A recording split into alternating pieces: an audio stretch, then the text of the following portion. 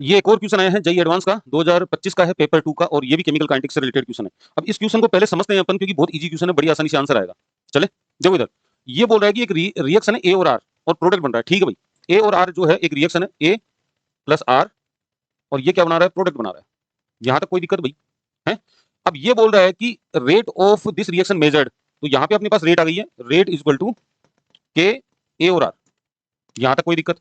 जैसे बोल रहा है वैसे करता जा रहा हूं। At the start of reaction the concentration of R R naught is 10 time of A A note.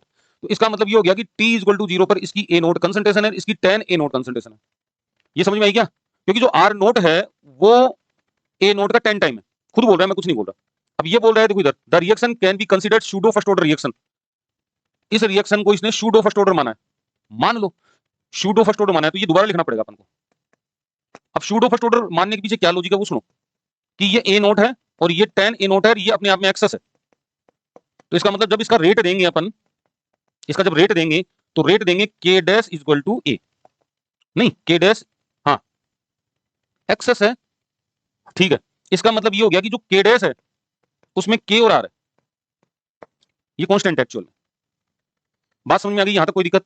उसके बाद में ये बोल रहा है अपन को, ठीक है, due to the this assumption the relative error in percentage the rate when this reaction 40% is complete.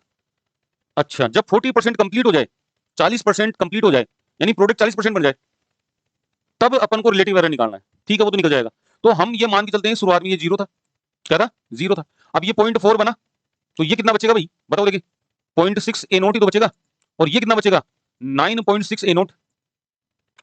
भाई ये बन गया ना, फिर माइनस भी तो करेंगे ना, एक में से 0.4 माइनस कर लो, ये 0.4 ए नोट। ठीक है, तो इसका मतलब ये हुआ कि अपना जो रेट है वो यहाँ पे ये बन गया, इसकी कंसंट्रेशन को 0.6 ए नोट और ये 0.96 ए नोट। ठीक है भाई, और इसमें क्या आया है आपका, इसमें जो है आप 0.4 ए नोट ही बनाओ पी को, लेकिन इसमें कोई चेंजेस नहीं आएगा क्योंकि इसको तो कांस्टेंट कर दिया ना अपन ने। यही तो कमाल की बात है, और है क्या? इसको तो अपन ने कांस्टेंट कर दिया, यानी कि ये 10 ए नोट ही रहेगा, जो भी चेंजेस आएगा वो किसमें रहेगा?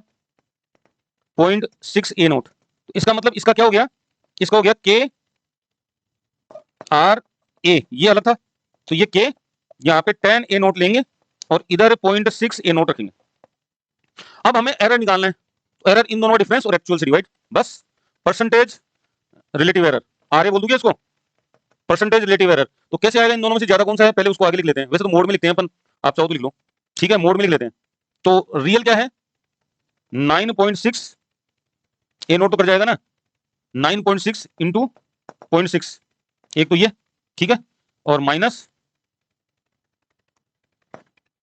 माइनस कितना आएगा?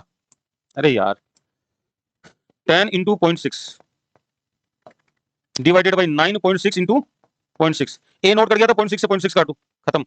ठीक है, इंटू 100 करना है अपन को। कितना आ गया? ये तो आ गया ऊपर 0.4, 10 में से 9.6 जाएगा तो कितना आएगा? Divided by 9 6 into 100। अब हमें 400 में, 400 में नहीं, हाँ इसको हटा दो, इसको हटा दो, ये हट गया 40, 400 में 96 से डिवाइड करना है। कहीं में 400 में 96 से डिवाइड करना है, तो 4 पॉइंट कुछ आएगा, ये 4.12 जो भी है, 12 के आसपास आएगा। कैलकुलेट कर लेना भाई। ठीक है, अब क्या समस्या होती है ऐसे क्वेश्चनों में बच्चों के साथ? देखो भाई, बात सही है कि जेईई एडवांस में बहुत कम चांसेस होते हैं बात सही है कि जेईई एडवांस में बहुत कम चांसेस होते हैं कि कोई भी क्वेश्चन रिपीट हो। सारे क्वेश्चन नहीं आएंगे, बिल्कुल नहीं, न्यू ब्रांड। और उन क्वेश्चनों में ट्विस्ट पे ट्विस्ट, ट्विस्ट पे ट्विस्ट, जैसे इस लैंग्वेज, इसमें ट्विस्ट पे ट्विस्ट देकर और लैंग्वेज को घुमाया है, वैसे ही लैंग्वेज घूमी भी मिलेगी। भाई क्वेश्चन तो सोल्व होने के लिए बनाए है ना, आपसे एग्जाम में सोल्व नहीं हुआ मान लो, लेकिन वही जो क्वेश्चन है जब पीवाई के रूप में आएगा और उसको अगर कोई सोल्व कर लेता है, एग्जाम में तो नहीं हुआ था लेकिन पीवाईक्यू के रूप में सोल्व कर लिया, ऐसा क्यों होता है? सब माइंडसेट है। क्या है? माइंडसेट। अगर क्वेश्चन को तरीके से आप देखोगे, समझोगे और कॉन्सेप्ट आएगा आपको, तो ये क्वेश्चन वहां पे भी होगा। ऐसे नहीं है कि पीवाईक्यू के रूप में आएगा तब इजी हो जाता है क्वेश्चन, नहीं, बस लैंग्वेज नहीं होती है, और लैंग्वेज को समझना ही जेईई एडवांस का सबसे मोटा टास्क है।